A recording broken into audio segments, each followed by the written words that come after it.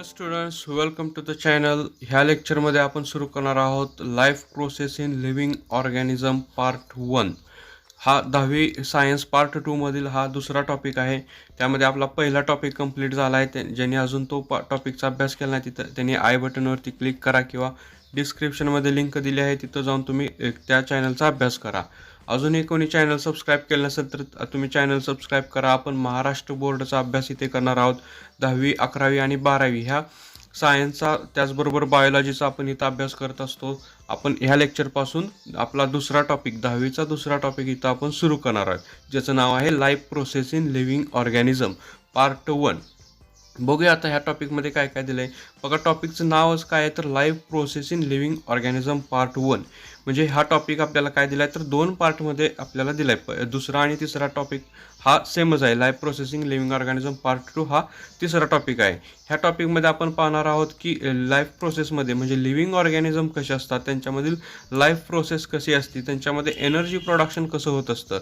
म्हणजे living organism म्हणजे प्रत्येक लिव्हिंग ऑर्गॅनिझममध्ये जसं की प्लांट असतील किंवा ॲनिमल्स असतील, प्रत्येक ऑर्गॅनिझममध्ये एनर्जी प्रोडक्शन काय आहे, त्यांच्यामध्ये न्यूट्रिशन काय असतात, म्हणजे कशाप्रकारे एनर्जी इफिशियन्सी असते, त्याचबरोबर सेल डिव्हिजन. इतका अभ्यास आपण काय करणार आहे तर ह्या life processing living organism part 1मध्ये म्हणजे दुसऱ्या टॉपिकमध्ये आपण अभ्यास करणार आहोत. आणि तिसऱ्या टॉपिकमध्ये आपण काय शिकणार आहोत तर लाईफ प्रोसेसमध्ये म्हणजे लिव्हिंग ऑर्गॅनिझममध्ये रिप्रोडक्शन वगैरे कशा प्रकारचे असतं हे आपण पार्ट 2मध्ये शिकणार आहोत. बघा, ह्या टॉपिकचं एम किंवा इंट्रोडक्शन लक्षात ठेवा. आपण काय शिकणार आहोत ह्यामध्ये ऑर्गॅनिझममध्ये एनर्जी प्रोडक्शन कसं होत असतं, एनर्जीची कशा पद्धतीने त्यांना गरज असते, कोणते न्यूट्रिशन हे लिव्हिंग ऑर्गॅनिझम घेत असतात, हे आपण ह्या टॉपिकमध्ये शिकणार आहोत. चला तर मग बघूया आपण life process in living organism part 1. पहिला पॉईंट दिला आहे आपल्याला living organism and life process. Okay, आता लिव्हिंग ऑर्गॅनिझम म्हणजे तुम्हाला माहीत आहे की काय तर जो सजीव काय करत असतो किंवा ऑर्गॅनिझम काय करतोय तर एनर्जीची गरज असते, तो ऑक्सिजन इनटेक करत असतो अशा, किंवा तो फूड कंझ्युम करत असतो ज्याच्यामध्ये हालचाल होत असते, जो काय करत असतोय तर आपल्यासारखे दुसरे सजीव तयार करत असतोय, अशा ऑर्गॅनिझमला काय म्हणतो आपण लिव्हिंग ऑर्गॅनिझम. म्हणजे हे काय तर बेसिक प्रिन्सिपल आहेत कोणाचे लिव्हिंग ऑर्गॅनिझमचे. बघा, लिव्हिंग ऑर्गॅनिझममध्ये काय काय असतं अजून तर various organ system are present in the human body. आपल्याला माहीत आहे की आपल्या बॉडीमध्ये वेगवेगळ्या ऑर्गनच्या सिस्टीम्स असतात. ऑर्गन सिस्टीम म्हणजे आपल्याला माहीत आहे की कोणत्या कोणत्या, जसं की डायजेस्टिव्ह सिस्टीम आहे, रेस्पिरेटरी सिस्टीम आहे, सर्क्युलेटरी सिस्टीम आहेत, अजून एक्सक्रिटरी कंट्रोल सिस्टीम, अशा वेगवेगळ्या बॉडी सिस्टीम असतात. म्हणजे त्या काय काम करत असतात तर आपल्या बॉडीला वर्क करण्यासाठी, एनर्जी प्रोडक्शनसाठी ह्या मदत करत असतात. जसं की digestive system, it is help in the digestion of food. म्हणजे फूडचं आपण जे काय अन्न कंझ्युम करतोय, ते फूड कंझ्युम करतोय त्याचं डायजेशन करण्यासाठी हे काय करते तर डायजेस्टिव्ह सिस्टीम मदत करत असते. त्याचबरोबर जे काय रेस्पिरेटरी सिस्टीम आहे, आपल्याला माहिती आहे आपण काय करत असतो इनटेक ऑफ ऑक्सिजन आणि exhalation of carbon dioxide, oxygen घेणे आणि कार्बन डायऑक्साईड सोडणे, ह्या प्रोसेसला हेल्प करून करत असते किंवा ही प्रोसेस रेस्पिरेटरी सिस्टीम ही कॅरी करत असते. आणि सर्क्युलेटरी सिस्टीम काय करते तर आपल्या पूर्ण बॉडीमध्ये ब्लडचं सर्क्युलेशन करण्यासाठी हेल्प करत असते. एक्सक्रिटरी सिस्टीम काय आहे तर आपल्या बॉडीमधील टॉक्सिक मटेरियल बॉडीच्या बाहेर टाकून देण्यासाठी हेल्प करत असते, ती excretory system. Control system, nervous system पण आपण त्याला म्हणतोय, आपल्या बॉडीवरती रेग्युलेशन करण्यासाठी, कंट्रोल करण्यासाठी ही सिस्टीम वर्क करत असते. अशा वेगवेगळ्या सिस्टीम आपल्या बॉडीमध्ये किंवा ह्युमन बॉडीमध्ये वर्क असतात. फक्त ह्युमनमध्येच नाही तर प्रत्येक लिव्हिंग ऑर्गॅनिझममध्ये ह्या सिस्टीम कशा असतात सेम असतात किंवा जरा समवॉट सेम असतात. आणि अशा पद्धतीने ते काय करत असतात तर फंक्शन करतात. म्हणजे this overall system is more or less same in the all living organism. म्हणजे जे काय प्रत्येक ॲनिमल्स आहेत, प्रत्येक ऑर्गॅनिझम आहेत, त्यांच्यामध्ये काय तर ह्या सिस्टीम कशा असतात तर ओव्हरऑल सेम असतात किंवा जरा कमी त्या सेम असतात, सारखे असतात. मग आता ह्या वेगवेगळ्या सिस्टीम कंझ्युम करण्यासाठी किंवा ॲक्टिव्ह ठेवण्यासाठी तर कशाची गरज आहे आपल्याला energy. This system need the energy for the continuous performing. म्हणजे वेगवेगळ्या परफॉर्म करण्यासाठी किंवा ॲक्टिव्ह राहण्यासाठी, फंक्शनिंग करण्यासाठी आपल्याला कशाची गरज आहे तर एनर्जीची गरज आहे. आता ही एनर्जी कुठून येते तर आपल्याला सांगितलं की mitochondria present in the each cell harvest energy from the carbohydrate, fats and lipid.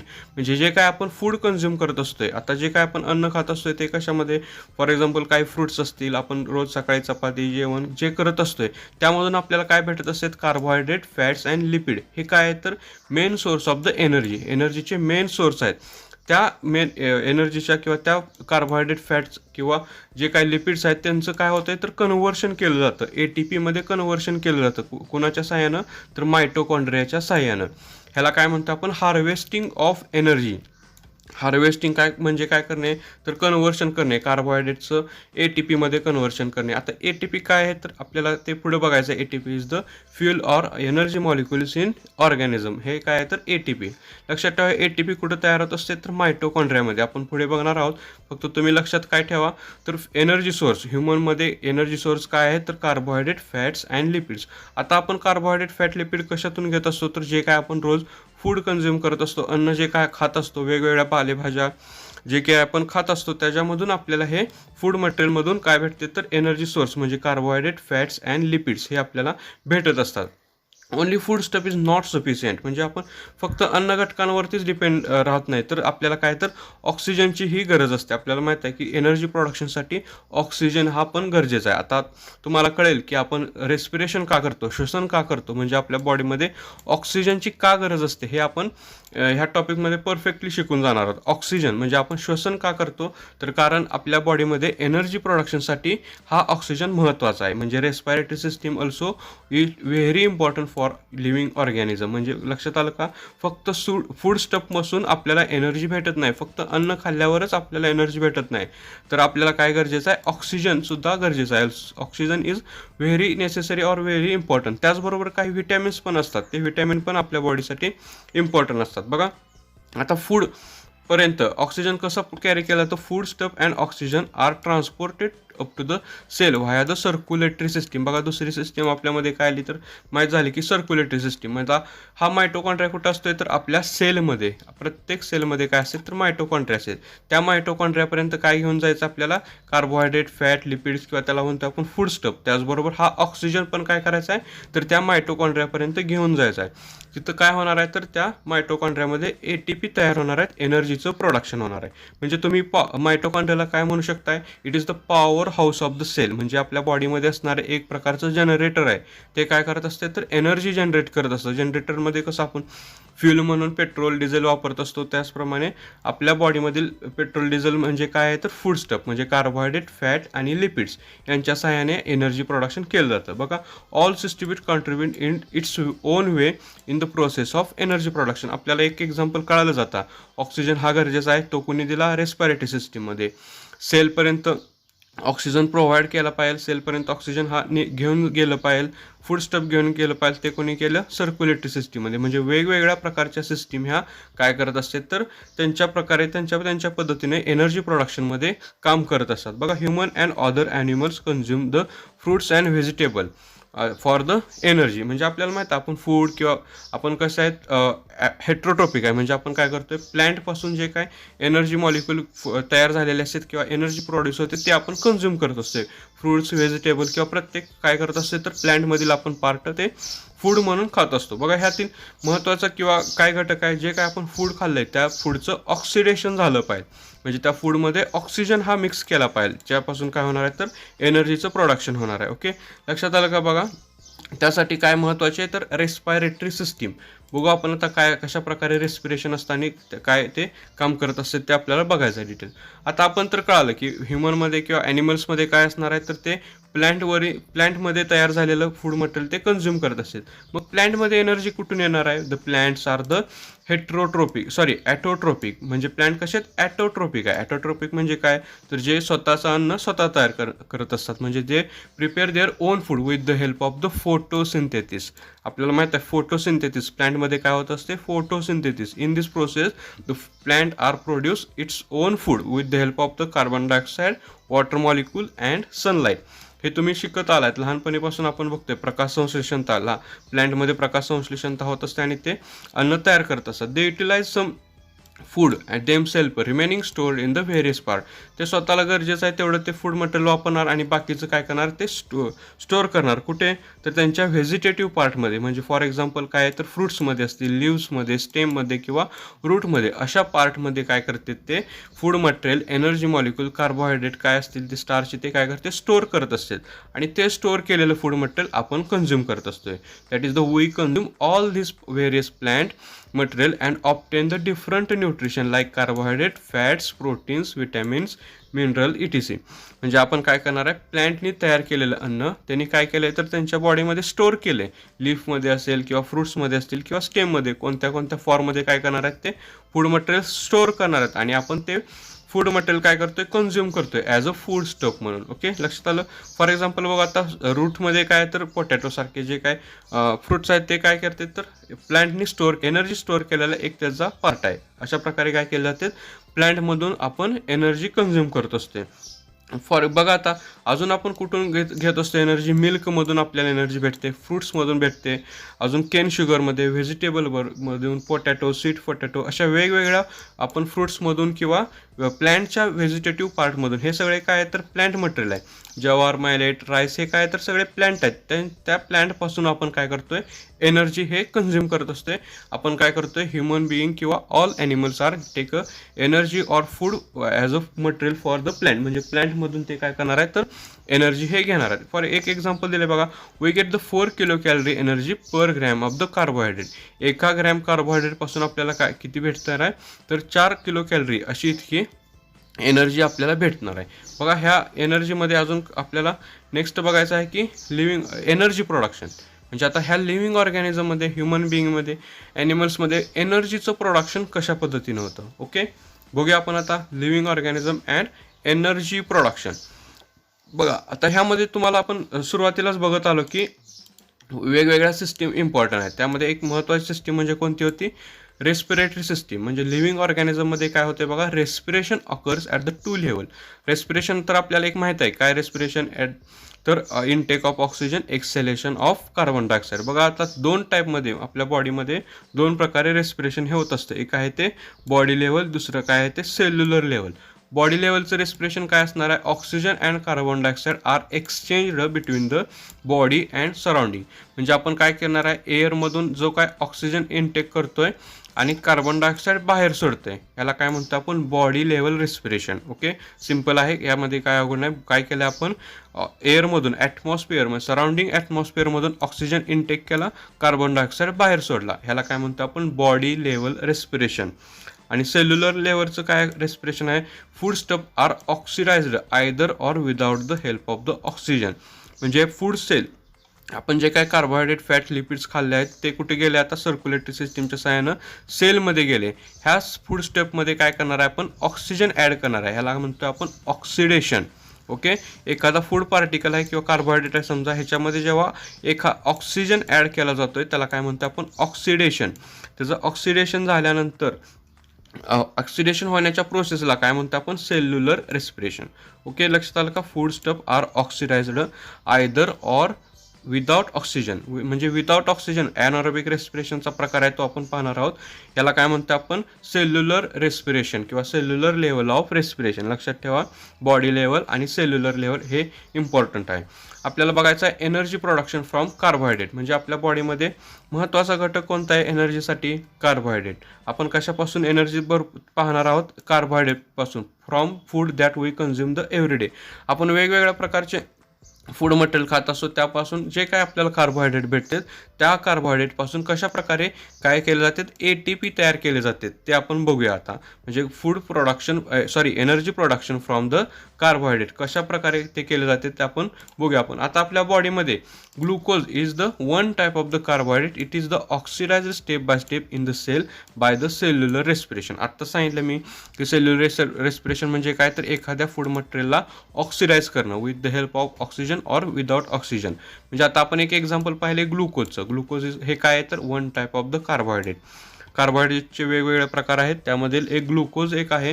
तो ग्लुकोज काय करतोय आपण ऑक्सिडाइज करतोय स्टेप बाय स्टेप.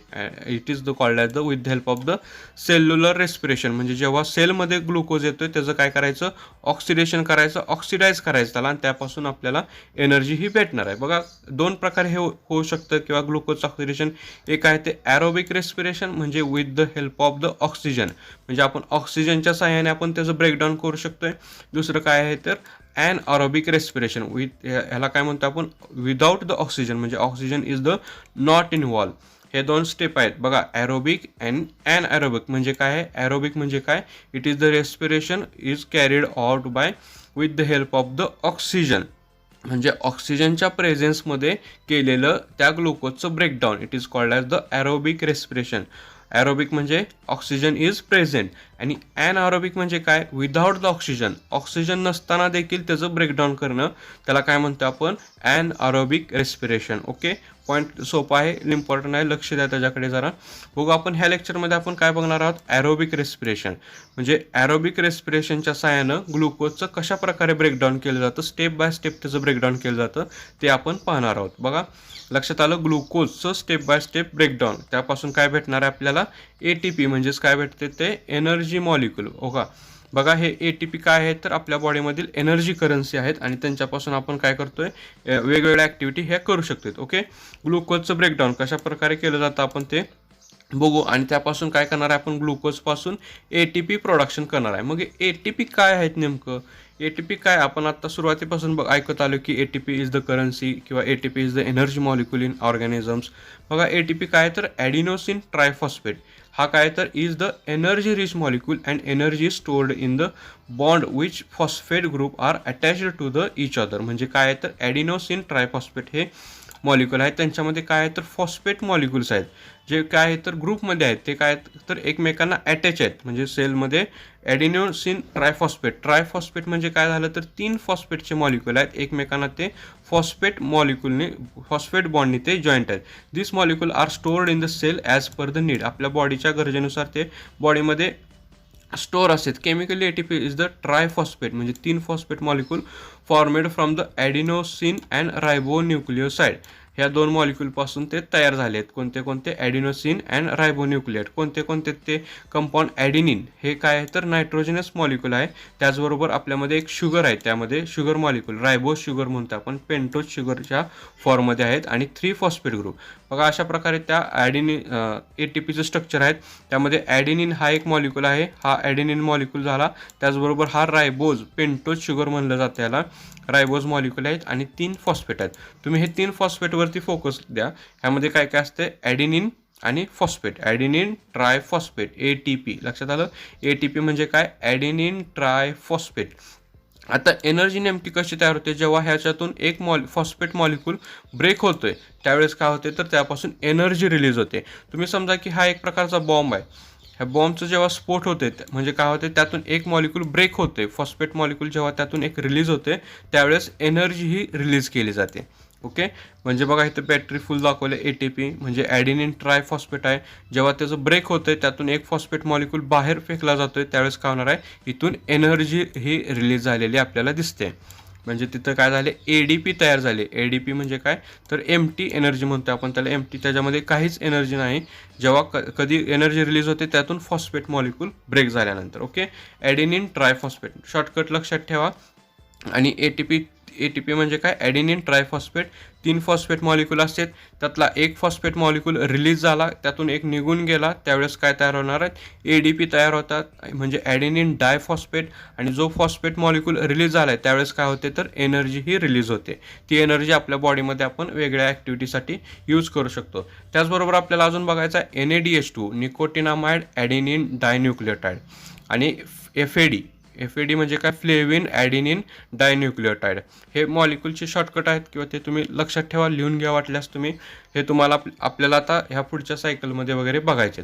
बघा आपल्याला बघायचं आहे ATPचं प्रोडक्शन म्हणजे ग्लुकोजचं ब्रेकडाऊन कशा पद्धतीने केलं जाते. बघा आपल्याकडे 3 सायकल आहेत. एक आहे ते ग्लायकोलायसिस, आपली पहिली बघतोय आपण ते ग्लायकोलायसिस, त्याचबरोबर ट्रायकार्बोझायलिक ॲसिड सायकल, आणि इलेक्ट्रॉन ट्रान्सपोर्ट चेन किंवा इलेक्ट्रॉन ट्रान्सफर चेन रिॲक्शन. ह्यामधून आपण काय करणार आहे तर ATPचं प्रोडक्शन कशा प्रकारे होत असतं हे आपण पाहणार आहोत. पहिला बघू आपण ग्लायकोलायसिस. ग्लायकोलायसिस म्हणजे काय, it is the process of glycolysis is the conversion of glucose into pyruvic acid. म्हणजे पहिल्यांदा ग्लुकोजचं काय होते, ब्रेकडाऊन होते, त्या ग्लुकोजचं कन्व्हर्शन पायरुइक ॲसिडमध्ये होते. ह्या प्रोसेसला म्हणतो आपण ग्लायकोलायसिस. लक्षात ठेवा, glycolysis is the process in which glucose is converted into pyruvic acid. मग आता हे कुठं होतंय? Process of glycolysis occurs in the cytoplasm. Cell cytoplasm म्हणजे बघा, सेल म्हणजे काय तर आपल्याला माहित आहे की सेल एक स्ट्रक्चर आहे, बेसिक स्ट्रक्चर म्हणतो आपण. त्यामध्ये काय असते तर एक सेल वॉल, त्याबरोबर सेलचं सायटोप्लाझम. सेल सायटोप्लाझम म्हणजे काय तर सेलच्या आतमध्ये जे काय लिक्विड प्रेझेंट असतं त्याला म्हणतो आपण सेल सायटोप्लाझम. ठीक आहे. सेल सायटोप्लाझममध्ये हे ग्लायकोलायसिस होत असते कधी तर जेव्हा ग्लुकोजची एंट्री होते. बघा, जे आपण ग्लुकोज कंझ्युम केलते, कार्बोहायड्रेट कंझ्युम केलते, त्यांची जेव्हा सर्क्युलेटरी सिस्टीमच्या सहाय्यानं काय झाले तर ते ग्लुकोज कुठं आले तर सेल सायटोप्लाझममध्ये आलेत. ठीक आहे. सेल सायटोप्लाझममध्ये आल्यानंतर काय होणार आहे, स्टेप बाय स्टेप त्यांचं ऑक्सिडायझेशन होणार आहे. Glucose is oxidized step by step. In this process 2 molecules of each म्हणजे काय काय होणार आहे बघा, त्यामध्ये पायरुइक ॲसिड, ATP, NADH2 आणि वॉटर मॉलिक्यूल इतके मॉलिक्यूल इथं तयार होणार आहेत. बघा, म्हणजे काय झालं, ग्लुकोजचं कन्व्हर्शन पायरुइक ॲसिडमध्ये झालं. त्याचबरोबर त्याच्यामध्ये अजून काय काय तयार झाले, NADH2, H2O आणि CO2. आपल्याला काय काय गरजेचं आहे, NADH2 हे महत्त्वाचे आहेत. कशासाठी ते कळेल तुम्हाला पुढे बघितल्यावर. फक्त तुम्ही काय लक्षात ठेवा, ग्लुकोजचं कन्व्हर्शन ग्लायकोलायसिसमध्ये ग्लुकोजचं कन्व्हर्शन कशात झालं, पायरुइक ॲसिडमध्ये. आणि हे कन्व्हर्शन होत असताना त्यामध्ये NADH2, H2O आणि CO2 हे मॉलिक्यूल तयार झालेले आहेत. ठीक आहे. मग आता पुढं पायरुइक ॲसिडचं काय होते, पायरुइक ॲसिड देन कन्व्हर्टेड इनटू ॲसिटाइल कोए. बघा, ह्या पायरुइक ॲसिडचं कन्व्हर्शन ॲसिटाइल कोएन्झाइम A या मॉलिक्यूलमध्ये होतं आहे. त्याचं परत काय होतं आपल्याला बघायचं आहे. बघा, हे कन्व्हर्शन होत असताना परत NADH2 आणि CO2 हे मॉलिक्युल्स तिथं रिलीज होते. लक्षात आलं.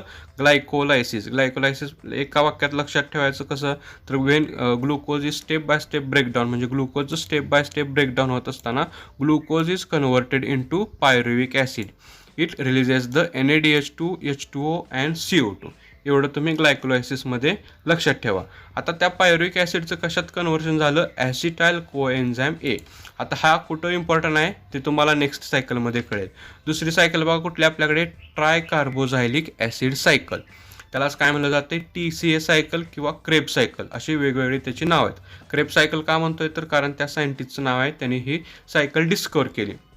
बघा, आता आपल्या त्या ग्लायकोलायसिसमध्ये जे काय पायरुइक ॲसिड तयार झालं त्याचं कन्व्हर्शन कशात झालं आहे, ॲसिटाइल कोएमध्ये.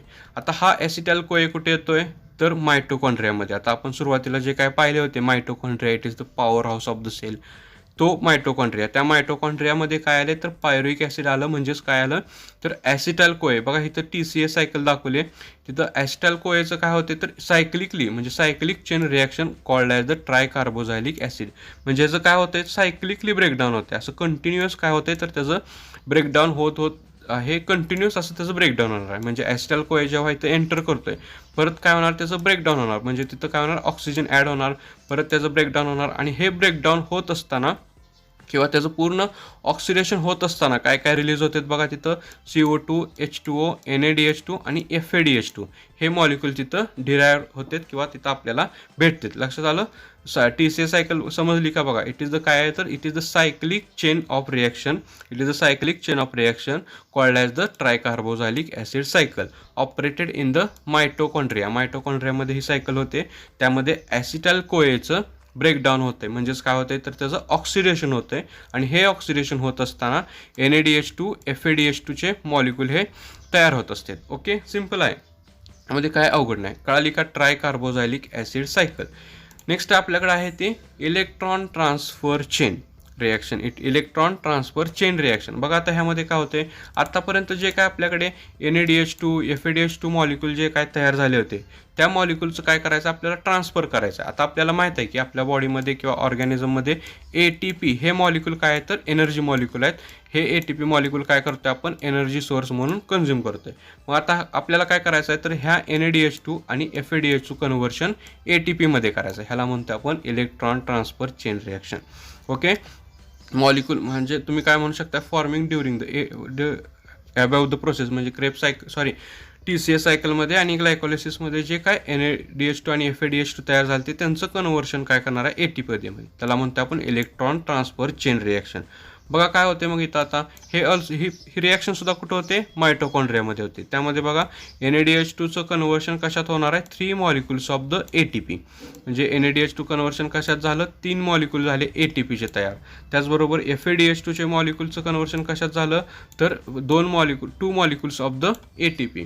म्हणजे NADH2 आणि FADH2 यांचं कन्व्हर्शन कशात झालं तर ATPमध्ये, ह्याला म्हणायचं इलेक्ट्रॉन ट्रान्सफर चेन. आणि ह्याच्याबरोबर काय होणार आहे, वॉटर मॉलिक्यूलसुद्धा ह्यामध्ये तयार होत असतात. जे water molecule are also formed in this type of the reaction. हे रिॲक्शन कुठं होते, मायटोकॉन्ड्रियामध्ये. म्हणजे बघा आता आपल्याला काय कळालं तर ग्लुकोजचं पूर्णपणे ब्रेकडाऊन झाले, पूर्णपणे तिथं ऑक्सिडेशन झालं. त्यामध्ये आपल्याला काय भेटले, ATP भेटले. एक टोटली 5 ते 6 किंवा ह्या रेंजमध्ये किंवा जरा कमी जास्त आपल्याला काय भेटणार आहेत तर ATP भेटते. म्हणजे ATP म्हणजे काय आता कळाले परफेक्टली तुम्हाला. एनर्जी मॉलिक्युल्स आहेत, ते एनर्जी करन्सी आहे. आणि हे पूर्ण कशापासून भेटले आपल्याला, कार्बोहायड्रेटपासून. ग्लुकोजचा कार्बोहायड्रेट, ग्लुकोज हे काय तर एक प्रकारचं कार्बोहायड्रेट आहे, त्याचं पूर्णपणे ब्रेकडाऊन झालं आणि त्याच्यापासून आपल्याला ATP, त्याचबरोबर साईड प्रॉडक्ट म्हणून CO2 H2O हे मॉलिक्यूलसुद्धा आपल्याला भेटलेले आहेत. ओके, लक्षात आलं का. 3 रिॲक्शनमध्ये काय झाले तर ग्लुकोजचं ब्रेकडाऊन झाले, कार्बोहायड्रेटपासून आपण काय केलं, एनर्जी प्रोडक्शन दिली. मग आता असं कसं होईल किंवा आपल्या बॉडीमध्ये कार्बोहायड्रेट हे अब्सेंटच आहेत. म्हणजे आपण काय केले तर कार्बोहायड्रेट हे कन्झ्युमच केले नाहीत. म्हणजे आपण काय केले, what happen when body has insufficient amount of the carbohydrate. आपल्या बॉडीमध्ये कार्बोहायड्रेटच नाहीत, मग एनर्जी प्रोडक्शन कसं होईल हे आपल्याला बघायचं आहे. इन फास्टिंग म्हणजे जेव्हा आपला उपास असतोय, आपल्याला भूक लागलेली असते, then the lipids and protein are used for the energy production. म्हणजे लिपिड आणि प्रोटीनपासून आपण काय करतोय, एनर्जी प्रोडक्शन करतोय. लक्षात आलं. जेव्हा कार्बोहायड्रेट अब्सेंट असतात किंवा कार्बोहायड्रेट बॉडीमध्ये प्रेझेंट नसतात, त्यावेळेस आपण लिपिड आणि प्रोटीनपासून एनर्जी प्रोडक्शन केली जाते. बघा लिपिडचं कन्व्हर्शन कशात होते, फॅटी ॲसिडमध्ये.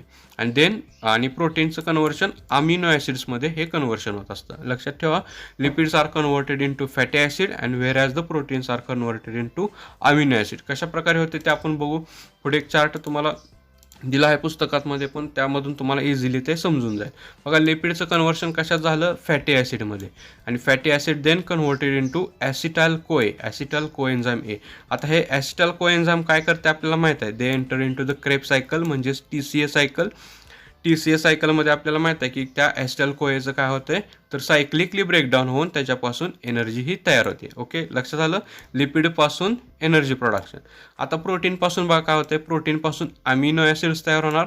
परत त्या अमिनो ॲसिडचं कन्व्हर्शन ॲसिटाइल कोएमध्ये होणार. परत ते ॲसिटाइल कोए म्हणजेच ते कुठं जाणार, क्रेब सायकलमध्ये जाणार, TCA सायकलमध्ये जाणार. आणि त्या TCA सायकलमधून परत ते सायक्लिकली त्याचं ऑक्सिडेशन होऊन आपल्याला एनर्जी प्रोडक्शन हे झालेलं दिसणार. कळालं का.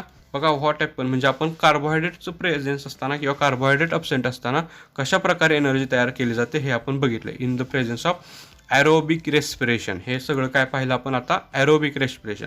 कार्बोहायड्रेट प्रेझेन्स असताना काय आपल्याला माहीत आहे, कार्बोहायड्रेटचं काय होणार, ग्लायकोलायसिस होणार, पायरुरिक ॲसिड होणार, ॲसिटाइल कोए आणि त्यापासून क्रेब सायकलच्याद्वारे एनर्जी प्रोडक्शन. हे काय झालं कार्बोहायड्रेटच्या. आणि लिपिड आणि प्रोटीनपासून पण फॅटी ॲसिड, अमिनो ॲसिड यांच्यापासून काय होते तर ते एनर्जी प्रोडक्शन हे केलं जातं. ओके, हे कधी होतं असते, लिपिड आणि protein when the insufficient amount of the carbohydrate. ही सगळे जे काय रिॲक्शन आहेत त्या कसले आहेत, in the presence of the oxygen. म्हणजे त्याला म्हणतो आपण ॲरोबिक रेस्पिरेशन. कळालं. ॲरोबिक रेस्पिरेशनपासून एनर्जी प्रोडक्शन कसं होतं हे आपण पाहिलेलं आहे. बघा नेक्स्ट लेक्चरला आपण पाहूया ॲनऑरोबिक रेस्पिरेशन. म्हणजे ऑक्सिजन अब्सेंट असताना एनर्जी प्रोडक्शन कसं होतं हे आपण नेक्स्ट लेक्चरला पाहूया. त्याचबरोबर energy and different food component म्हणजे कुठल्या फूड कॉम्पोनंटमधून काय प्रकारची एनर्जी भेटते हे आपण तुम्ही नेक्स्ट लेक्चरला बघूया. बघा व्हिडिओ कसा वाटला हे तुम्ही मला कमेंटमध्ये सांगा. आवडल्यास नक्की शेअर करा, लाईक करा. तुमच्या काही प्रतिक्रिया किंवा डाऊट असतील तर ते पण तुम्ही मला कमेंटमध्ये विचारा.